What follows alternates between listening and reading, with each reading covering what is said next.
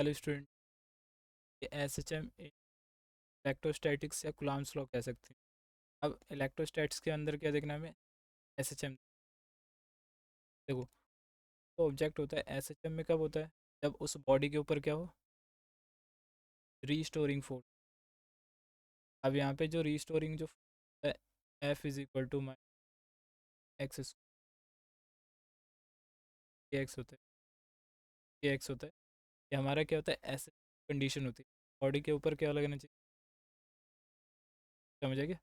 अब देखिए, जो एस एच एम होता है हमारा, ये एक केवल इक्विलिब्रियम होता है। एस एच एम कैसा होता है? केवल इक्विलिब्रियम, केवल।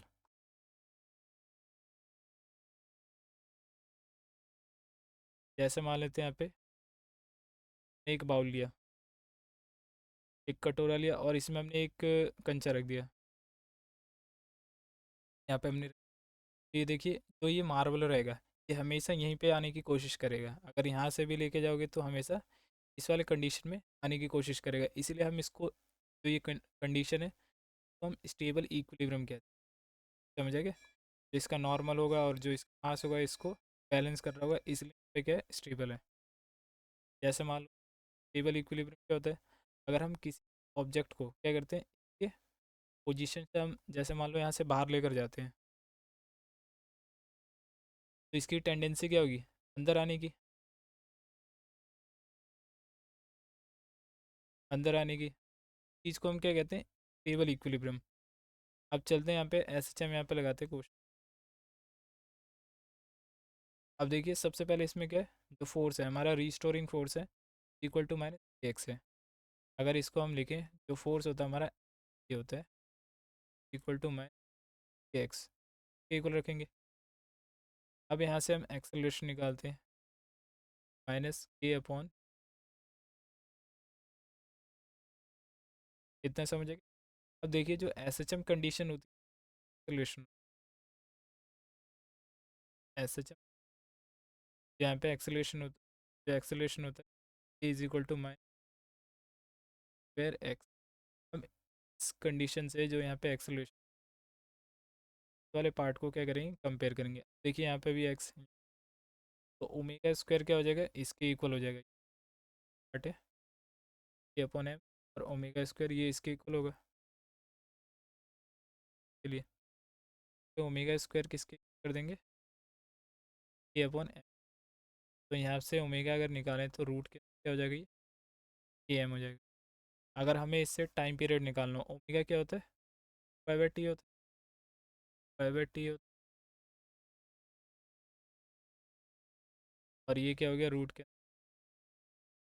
अब इसका जैसे रेसिप्रोकल करोगे तो यहाँ से टाइम आ जाएगा। टाइम क्या हो जाएगा यहाँ पे? ये टू पाई आ जाएगा। ये सारी वैल्यू रेसिप्रोकल हो जाएगा। यहाँ पे टाइम पीरियड क्या आ गया? Is equal to two root के। ना समझेगा? अब देखिए, यहाँ पे फोर्स अगर इलेक्ट्रोस्टैट का होगा तो यहाँ पे क्या करेंगे? वो वाला फोर्स रखेंगे, इलेक्ट्रोस्टैट वाला, और फिर माइनस के एक्स से कंपेयर करके वहाँ से टाइम पीरियड निकाल सकते हैं। अब ऐसी सेम एक क्वेश्चन पीसी में आया था, सीबीसी 2019 के अंदर आया था ये। अब इसमें देखिए क्या बोला गया, एक बार जूम कर देता हूँ मैं।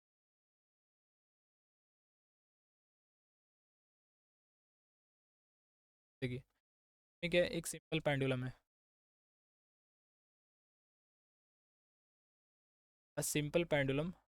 मेरा एक simple simple pendulum consist of small pair of mass M, का मास क्या है? एम मास पेयर है, by suspended by a thread. अब इसको धागे से लटकाया गया जिसकी लेंथ क्या है? एल है। The sphere carry a positive charge. अब इसके ऊपर कैसा चार्ज है? एक पॉजिटिव चार्ज है इस पे।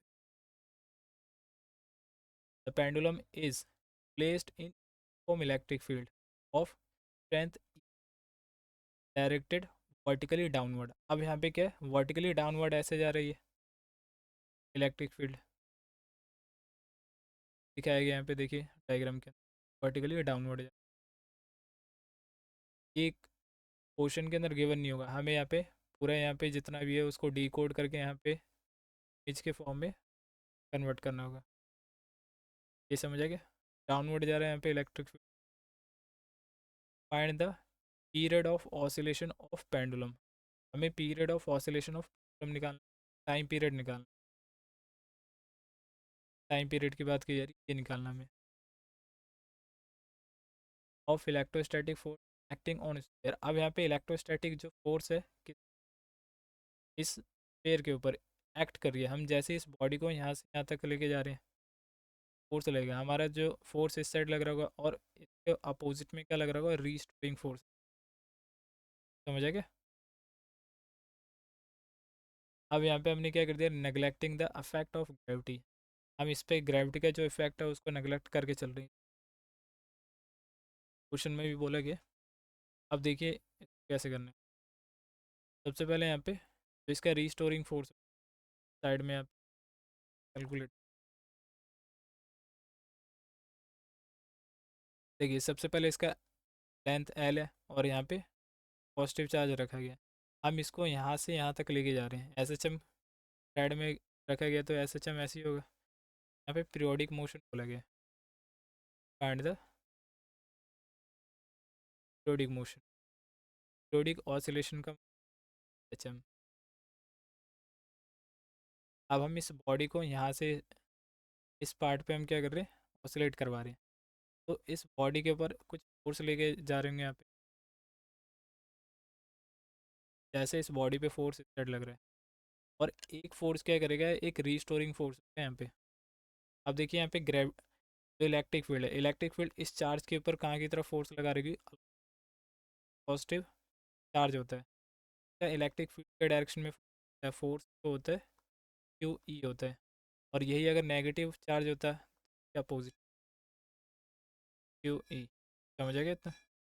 तो यहाँ पे इस बॉडी के ऊपर देखिए इलेक्ट्रिक फील्ड इसी डायरेक्शन में, तो फोर्स इसी डायरेक्शन में क्यू ई। अब देखिए यहाँ पे जो ये लाइन है इसको एक्सटेंड करते हैं, लाइन ऑफ यहाँ पे कुछ एंगल बना रहा हूँ तो थीटा ले लेते हैं अभी। अब देखिए अगर इसका कॉम्पोनेंट करें तो इस साइड क्या आ जाएगा, क्यू थीटा के साथ वाला क्यू ई कॉस थीटा। और यही इस तरफ करें थीटा से दूर वाला तो यहाँ साइन थीटा। इतना समझ आ गया? अब जो हमारा रीस्टोरिंग फोर्स इस साइड लग रहा है, अब इस साइड अपोजिट में, तो जो रीस्टोरिंग फोर्स होगा एफ,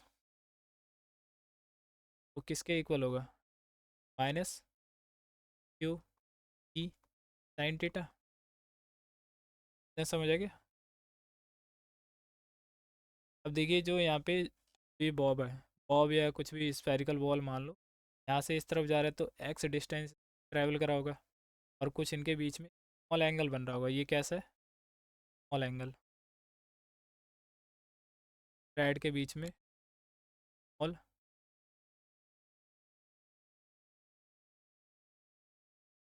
अब हमें यहाँ पे क्या करते हैं, कंपेयर कर लेते हैं। सबसे पहले यहाँ पे का formula mass into acceleration minus Q E. और यहाँ पे जो साइन थीटा है, यहाँ पे हमारा जो एंगल है, एंगल क्या है, स्मॉल है। अगर यहाँ पे एंगल क्या है तो यहाँ पे साइन थीटा किसके इक्वल हो जाएगा, साइन थीटा इक्वल टू क्या के इक्वल हो जाएगा। तो यहाँ पे हम क्या रख देंगे, थीटा रख देंगे। इतना समझ आ गया? अब देखिए जो यहाँ पे हम निकालेंगे, देखिए ये ट्रायंगल, एक ट्रायंगल में क्या है, ये वाला पार्ट टीटा है, ये वाला पार्ट एल है और ये वाला पार्ट एक्स है। तो हमें टीटा एंगल निकालना है। यहाँ पे एंगल के लिए क्या होता है, आर्क अपॉन रेडियस होता है। आर्क क्या हो गया, ये हो गया एक्स, तो टीटा क्या हो जाएगा यहाँ पे, आर्क, आर्क हो गया एक्स अपॉन। अब ये वैल्यू यहाँ पे पुट कर देते। अब हमें यहाँ से एक्सेलरेशन निकालना, तो एक्सेलरेशन जेड के अपॉन में क्या कर देते हैं, और टीटा की जगह ये वैल्यू पुट कर देते हैं, क्या हो जाएगा, एल हो जाएगा। इतना समझ आ गया? एक्सेलरेशन तब उससे कंपेयर। अब जो एस एच एम होता है, एस एच एम में जो एक्सेलरेशन होता है equal to minus omega square x. अब दोनों कंडीशन में देखिए, एक्स एक्स दोनों में आ रहा है, ये एक्स आ रहा है यहाँ पे, एक्स के अलावा जो वैल्यू एक्स्ट्रा आ रही है वो दोनों के इक्वल होंगे यहाँ पे। जैसे यहाँ पे ओमेगा स्क्वायर ऊपर के क्यू ई वन में एल के इक्वल रख देंगे, तो यहाँ पे ओमेगा स्क्वायर होगा के इक्वल हो जाएगा। तो यहाँ से हम क्या कर देंगे, क्या के अंदर, ठीक है। अगर यही टाइम पीरियड निकालोगे सारे चीज़ रेसिप्रोकल हो जाएगा, पाई बाय टी हो जाएगा। पहले इसको ऐसे एक्सपेंड कर देते हैं, ए की वैल्यू 2 पाई बाय टी होता है, फिर सर जो वैल्यू है अपॉन एम एल होगी। टाइम पीरियड इसका रेसिप्रोकल कर दो और पाई को इससे एल अपॉन, देखिए इतना ठीक है, सिंपल था क्वेश्चन। तो यहीं पे अपना लेक्चर कंप्लीट करते हैं। ये एक्स्ट्रा कुछ टॉपिक है, इलेक्ट्रोस्टैटिक या कूलम्ब्स लॉ। अगर वीडियो अच्छा लगा तो लाइक शेयर और सब्सक्राइब कर देना। Stay tune, notification